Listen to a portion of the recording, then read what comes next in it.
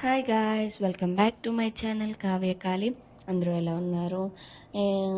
నేను చాలా బాగున్నాను. మొన్న మార్కెట్కి వెళ్ళినప్పుడేమో నాకు ఉల్లికూర కనిపించింది.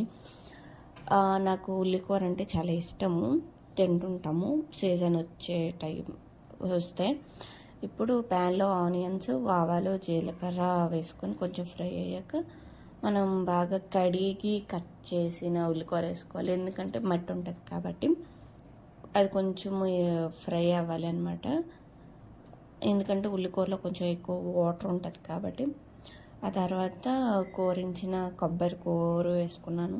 మా దగ్గర ఇప్పుడు నేనుండే దగ్గర నా దగ్గర కోరించింది లేదు కాబట్టి మిక్సీలో కొంచెం కోర్స్గా కోరించింది వేసుకున్నాను.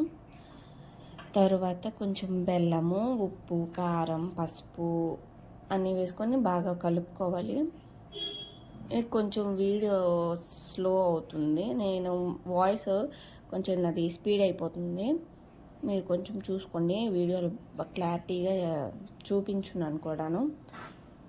అన్నీ వేసుకొని బాగా కలుపుకోవాలి. ఎందుకంటే కొంచెం మూత పెట్టుకుంటే కొంచెం దాంట్లో నుంచి వాటర్ వస్తుంది కాబట్టి. తర్వాత ఏమో వేరే ప్యాన్లో బియ్యం పిండిని నేను కొంచెం ఫ్రై చేసుకున్నాను.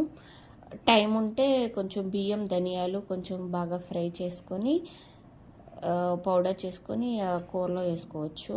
టైం లేకపోతే బియ్యం పిండి ఉంటే ఫ్రై చేసుకొని వేసుకోండి, ధనియాల పొడి వేసుకోండి. కొంచెం వాటర్ వేసుకున్న కొంచెం ఉడకబెట్టాను. తర్వాత సాల్ట్ చూసుకొని గరం మసాలా వేసేసాను. తర్వాత కొంచెం చింతపండు రసం నేను మర్చిపోయాను ఫస్ట్ వేయడము, అందుకని నేను గుర్తొచ్చేసి కొంచెం చింతపండు రసం వేసాను. అది కొంచెం ఉడికాక రెడీ అయిపోతుంది, దగ్గర పడ్డాక మీ కర్రీ రెడీ అయిపోయింది.